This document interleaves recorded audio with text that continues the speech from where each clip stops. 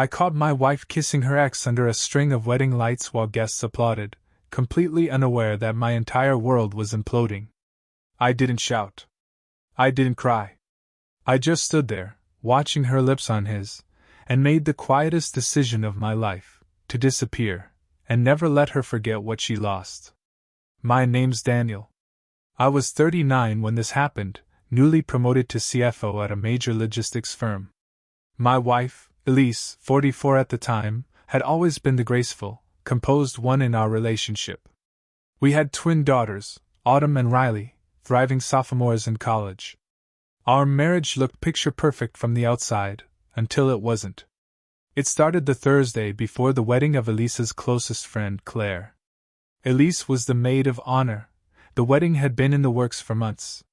But suddenly, the final merger meeting for my company, a $2.4 billion deal, got moved up, and I had to leave for Berlin the next morning. I was supposed to be Elise's date, her support, her arm candy for the photos. Now I had to cancel. I expected disappointment, but not fury. "Are you joking, Daniel?" she snapped. "You're bailing the night before? This meeting affects the future of the company, and us," I said. "No one else can represent us. I promise I'll make it up to you." Elise stared at me like she didn't recognize the man in front of her. She didn't say another word. That night, I slept in the guest room. No goodnight kiss, no tender words, no understanding. Just a slammed door. Her anger was thick in the air, something unfamiliar and unsettling. Still, I tried to justify it. Claire's story was tragic. Her ex-husband abandoned her while she battled leukemia. The fact that she survived and found love again was a miracle. Elise had stood by Claire through every painful chapter, and this wedding meant everything to her. I understood why she was upset. I just didn't understand how cold she had become. The next morning, I kissed the bedroom door and whispered, "I love you." No answer. My plane to Germany left with my heart heavier than I expected. I tried calling her before takeoff, voicemail. I texted from the air, no reply. I landed 10 hours later, still nothing. I finally called our daughters to check in on her, masking my concern with a casual tone. Then, 2 hours after landing, my phone rang. Not Elise. My CEO. The meeting? Cancelled. The other company's CEO lost a family member. I immediately rerouted my trip, booked a flight back to Chicago. I figured I could surprise Elise at the reception. Show her I cared. Be the guy who showed up despite everything. I arrived at the venue around 8:45 p.m. The celebration was in full swing, over 250 people, laughter echoing through a grand ballroom, glasses clinking, couples slow dancing. I hadn't texted Elise. I wanted it to be a romantic gesture, the kind she used to dream about. That's when I saw her. Not with her friends. Not even alone. With her ex-husband, Dean. Dean was supposed to be out of the picture, a surgeon she'd divorced 20 years ago after he cheated with a nurse. The same man who broke her heart when she was just building her life again. Yet there he was, and worse, they were dancing. Slowly. His hand at her waist. Her hand on his chest. Elise was radiant in a cream gown that hugged her just right, smiling in a way I hadn't seen in months. And then I saw it, his lips grazed hers. Once. Then again. My blood froze. I wanted to believe I was mistaken, that it was the wine, that it was nostalgia. But when she pulled him off the floor and into a shadowed booth and kissed him again, deeply, hungrily, I knew. I zoomed in with my phone and took a few pictures. Then a video. And I sent her a message. Meeting was cancelled. I came back to surprise you. Looks like you've already got company. Don't worry, I'll be gone by the time you get home. I'm guessing you'll be spending the night with Dr. Dean. Good luck explaining this to our girls. I watched from the shadows as her phone lit up. Her face fell. She scanned the room like a ghost had brushed past her. When she spotted me walking out the side door, she screamed, "Daniel, wait!" But I didn't. I got in my car, shut the door, and left her there, staring through the glass like a stranger to her own life. By the time I reached the interstate, Elise had called 6 times. Her messages were erratic, first pleading, then defensive, then angry. I didn't listen to a single one. I just turned off my phone and drove, the highway lights flashing like metronomes counting the beats of a life unraveling. It was a 4-hour drive back to our home in Franklin, just outside Nashville.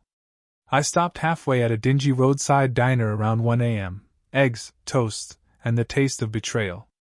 I remember looking at the worn-down vinyl booth and thinking, how did I get here? How did we get here? 19 years. 2 kids. A house full of memories.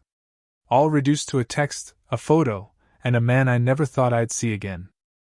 At 6:50 a.m., I pulled into the driveway. I didn't wait for the sun to rise fully.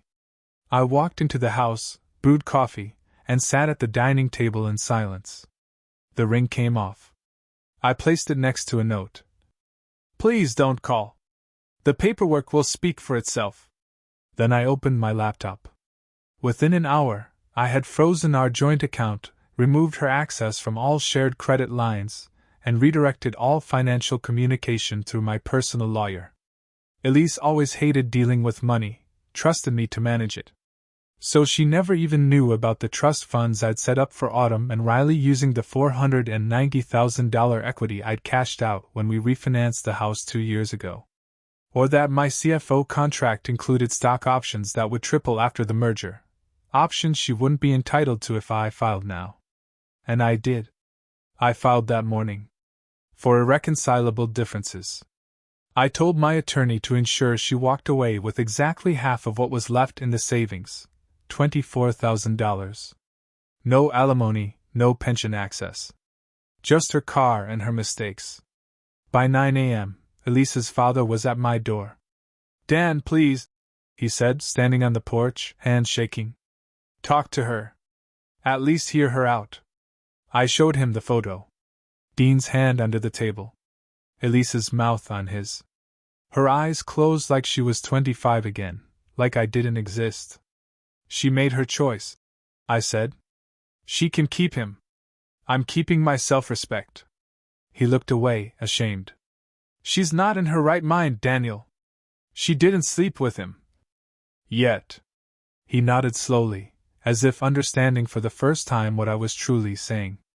When I walked through our house again, our perfect, newly renovated colonial with its $100,000 facelift, it felt like a museum. Every photo, every knick-knack told a story I no longer believed in. We'd spent the last 5 years transforming it into a dream home. New floors. Vaulted ceilings. A spa-style bathroom Elise begged for. But all I saw now were receipts for a marriage that had died long before that wedding. Funny how betrayal changes the lighting in a room. That afternoon, I got a call from Autumn. Then Riley. They'd heard from their mother, panic and tears, begging them to call me. She said you misunderstood? Autumn said gently. No, I replied. I understood perfectly. She just didn't expect to get caught. There was silence. Then, we love you, Dad. Whatever happens, we're with you. It nearly broke me. That night, I checked Facebook for the first time in months. I changed my relationship status to single. Then I uploaded 2 photos. The first was Elise and Dean on the dance floor, lips locked under a halo of wedding lights. The second? Dean's hand cupping her breast while hers disappeared under the tablecloth. The caption? Turns out the wedding wasn't just for Claire and Mark. Elise reunited with her ex-husband while I was out closing a $1 billion deal. I'm back now. And I'm done. It went viral in our small world within hours. I didn't check the comments. I didn't care. All I knew was this: she would never again be able to rewrite what happened that night. Not to me. Not to our daughters. Not to anyone. When I was 16, I watched my mother crumble over a single phone call. It was winter. I had just come home from track practice, mud on my sneakers, adrenaline still rushing, and found her curled up on the kitchen floor, cordless phone dropped beside her. My father had called to say he wouldn't be coming home. Not that night. Not again. Not ever. He'd met someone. Someone who listened. Someone who made him feel young. I remember how she didn't cry at first. Just rocked slightly, like her body was trying to cradle itself. And I remember thinking, I'll never be that guy. I'll never be the reason someone folds in on themselves like this. But decades later, I realized something worse. I had become my mother. Sitting on the floor, silent, with coffee gone cold and dignity slipping through my fingers. That was the night I stopped being the calm husband. That was the night I became someone else. Elise still hadn't come home. I imagined her checking into a hotel, maybe hoping that time would soften the edges of her guilt. That I'd come crawling back with questions, ready to forgive if she just cried hard enough. She didn't know that I'd spent the day rewriting the foundation of our life. Every password reset. Every shared utility disconnected. Every line of insurance stripped of her name. It wasn't about punishment, it was about freedom. I wasn't trying to hurt her. I was just done letting her hurt me. I stayed at a friend's condo downtown. He was out of town for the week, and the building had doormen who wouldn't let Elise in even if she found out where I was.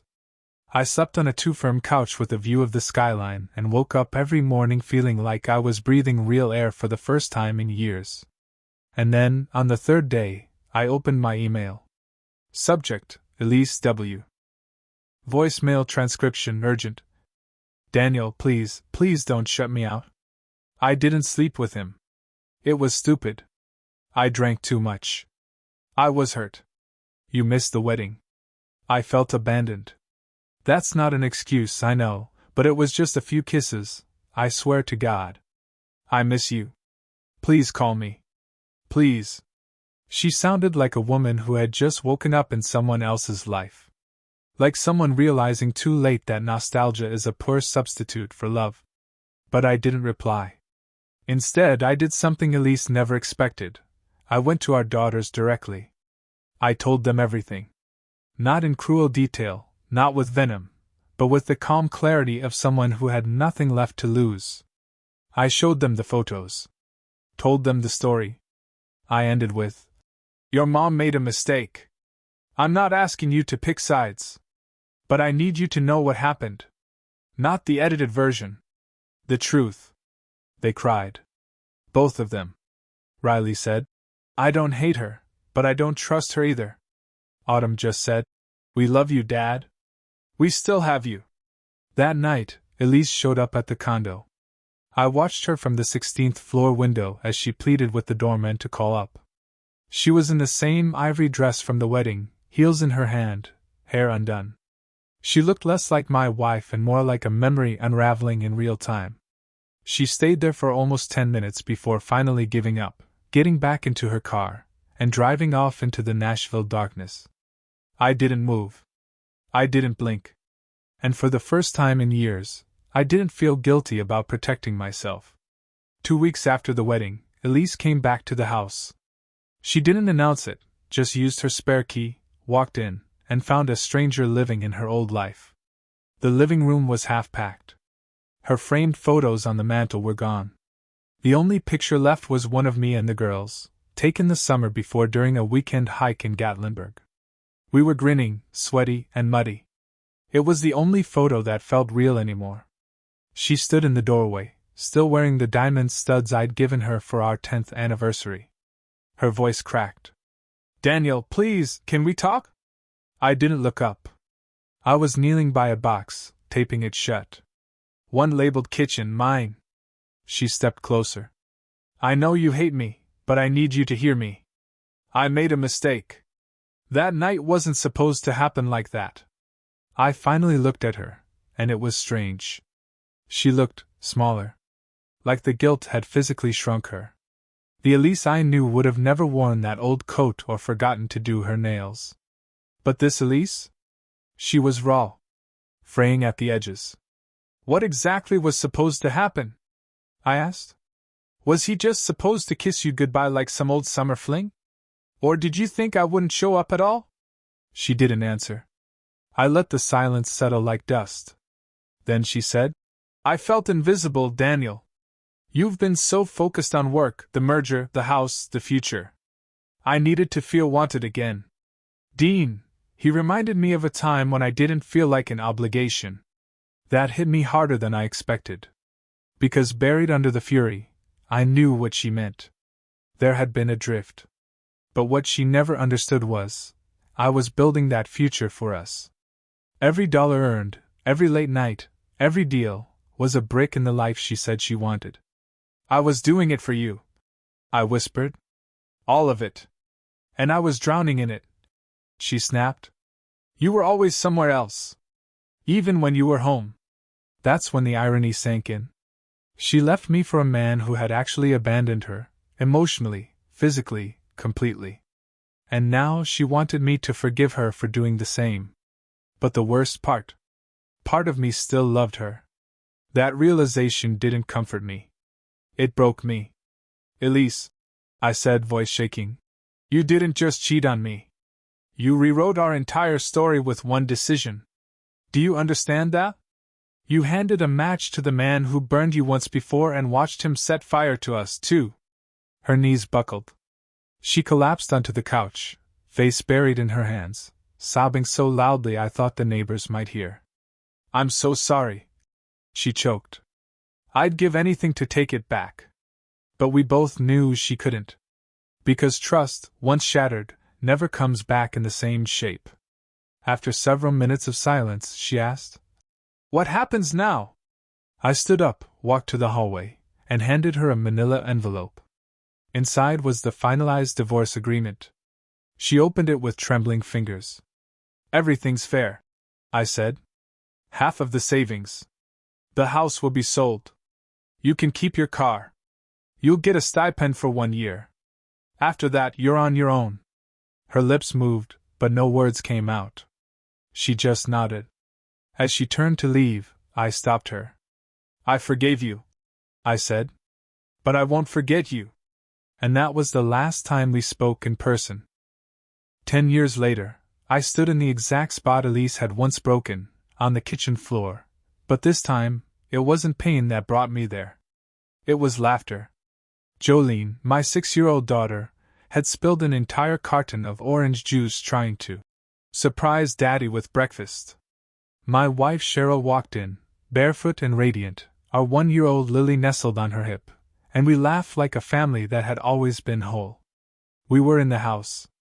Our house. The same one Elise and I once shared. I had bought it back the year before, after the couple we sold it to decided to downsize. The price was steep, but I didn't hesitate. That house wasn't just a building, it was history. It was where I had built a life, lost it, and now rebuilt something stronger on top of its ashes. At Autumn's wedding last spring, a vineyard ceremony outside Franklin, Elise showed up. She looked tired. Older than her 54 years. Dean was with her, looking like a faded version of the man he used to be.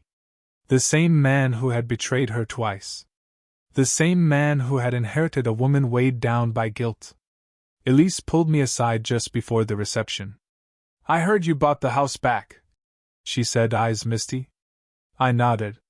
It looks beautiful, she added. Better than ever. I didn't say much. I didn't need to. She went quiet for a long time, then said the one thing I think she had rehearsed for years. I ruined it. All of it. For something that wasn't even real. I just wanted to matter to someone again, but I chose the wrong moment. And the wrong man. It was the closest I'd ever get to an apology that came from her soul, not just her mouth. I forgave you a long time ago, I told her. But some doors don't reopen, Elise. Not because I locked them, but because I rebuilt the entire house. Later that night, Cheryl, wearing a crimson dress and a wide smile, came up and slipped her arm through mine. Elise stood across the courtyard, alone, watching us dance. Our girls, both the twins and our little ones, joined us on the dance floor, spinning and laughing, all rhythm and light. It was a different kind of love. And it saved me. I know Elise sees that now. Because at Karina's wedding 2 years later, she sat in the third row while I gave a toast that made even the waitstaff tear up. Cheryl held Jolene and Lily on either side of her chair. Elise sat quietly, hands clasped, nodding along, a small smile hiding a lifetime of regret. She never remarried. Still lives with Dean in a condo on the edge of Chicago. I hear she volunteers now, working with women who've experienced infidelity, either as victims or perpetrators. Maybe that's her penance. Or maybe it's her attempt at redemption. I don't hate her. But I don't miss her. Because here's what no one tells you: sometimes the love of your life is just the love of your past. And that's okay. As long as you keep moving forward. As long as you know your worth. As long as you never let betrayal make you bitter. Because life has a way of surprising you. Even after a wedding dance breaks your heart.